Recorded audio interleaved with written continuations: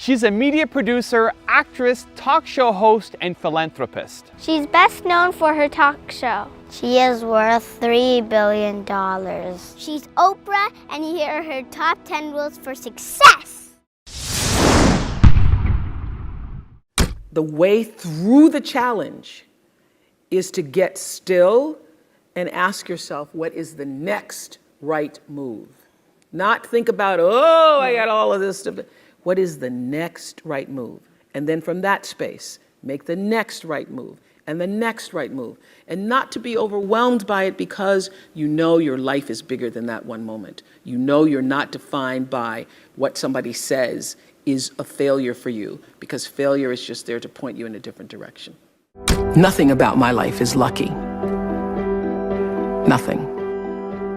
A lot of grace, a lot of blessings, a lot of divine order, but I don't believe in luck. For me, luck is preparation, meeting the moment of opportunity.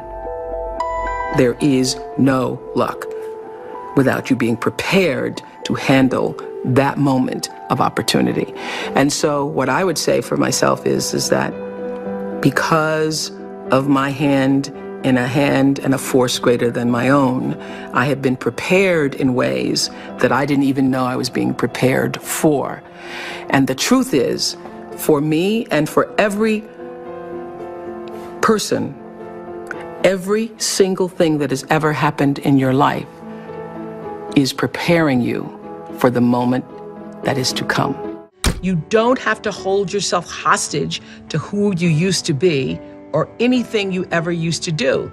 Because who has lived and hasn't made mistakes? When I think about my 20s and what a foolish girl I was and how I would give over my power to men who really didn't mean me well, but now I hold no grudges against them either, because I realized I'm the one who gave over the power because I didn't know any better. And now that I know better, I know I don't have to do that again. It's one of the most powerful lessons any of us can ever know. I say to my girls all of the time that your real work is to figure out where your power base is and to work on the alignment of your personality, your gifts that you have to give, with the real reason why you're here. That's the number one thing you have to do, is to work on yourself and to fill yourself up and keep your cup full. Keep yourself full. Now, I used to be afraid of that. I used to be afraid, particularly from people who say, oh, she's so full of herself. She's so full of herself. And now I embrace it. I consider it a compliment that I am full of myself. Because you only when you're full, I'm full, I'm overflowing, my cup runneth over. I have so much to offer and so much to give. And I am not afraid of honoring myself. You know, it's miraculous when you think about it. I would say to my team, well, it doesn't matter, because every season somebody else was coming out. One talk show, two talk shows, three talk shows. There have been over 100 talk shows since we started. But every time I would feel like, all right, got to step up our game, got to step up our game. The way you step up your game is not to worry about the other guy in any situation, because you can't control the other guy. You cannot control the other guy. You only have control over yourself. So it's like running a race. The energy that it takes to look back and see where the other guys are takes energy away from you. And if they're too close, it scares you. So that's what I would say to my team all the time. Don't waste your time in the race looking back to see where the other guy is or what the other guy is doing. It's not about the other guy. It's about what can you do. You just need to run that race as hard as you can. You need to give it everything you've got all the time for yourself. My grandmother was a maid. That's all she ever knew.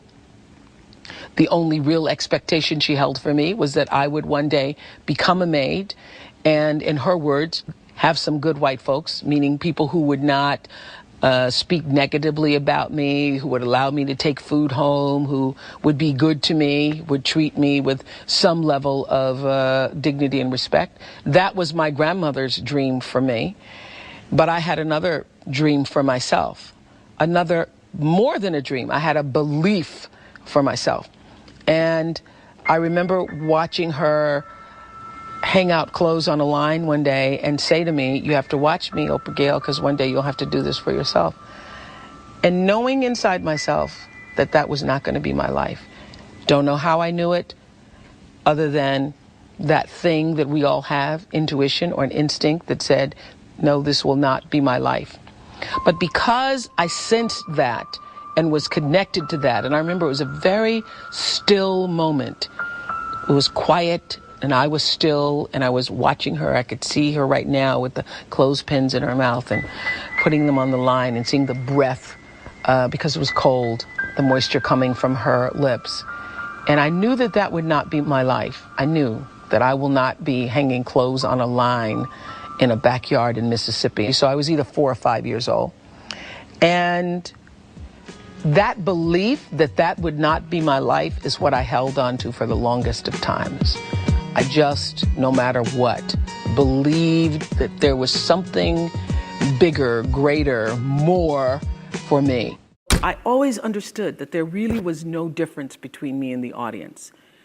At times, I might have had better shoes, but at the core of what really matters, that we are the same. And you know how I know that? Because all of us are seeking the same thing. You're here at this fabulous school, and we'll go out into the world and each pursue based upon what you believe your talents are, what your skills are, maybe your gifts are, but you're seeking the same thing. Everybody wants to fulfill the highest, truest expression of yourself as a human being. That's what you're looking for. The highest, truest expression of yourself as a human being. And because I understand that if you're working in a bakery and that's where you want to be, and that may be what you've always wanted to do, is to bake pies for people or bake cakes for people or to offer your gift, then that's for you. And there's no difference between you and me, except that's your platform. That's your show every day. So my understanding of that has allowed me to reach everyone. To reach everyone. And there's no way that you wouldn't, because that's what I truly feel. A lot of people don't know their purpose. And if you don't know your purpose, your immediate goal is to figure that out, because otherwise you're just wandering around here. So the moment you can figure out what it is you're supposed to be doing, the sooner you are able to get about the business of doing that. My life is fueled by my being, and the being fuels the doing. So I come from a centered place. I come from a focused place. I come from compassion. It's just my nature. I come from a willingness to understand and to be understood. Right. And I come from wanting to connect. I mean, the secret of that show for 25 years is that people could see themselves in me. All over the world, they could see themselves in me. And even as I became more and more financially successful, which was a big surprise to me. I was like, oh my God, this is so exciting. You mean you got more than that 30,000? I got more than 30,000 by the time I was 30. But what I realized is through the whole process, because I'm grounded in my own self, that although I could have more shoes, my feet stayed on the ground, although I was wearing better shoes. These are kind of cute today, too. So I could keep my feet on the ground, even though I could get more shoes. And I could understand that it really was because I was grounded. Was doing and continue to this day to do the consciousness work. I work at staying awake. Dear, beautiful, brown-skinned girl. And I use the word beautiful because I know that's never a word you would call yourself. I look into your eyes and I see the light and hope of myself. In this photo, you're just about to turn 20, posing outside the television station where you were recently hired as a reporter. You look calm. You look happy.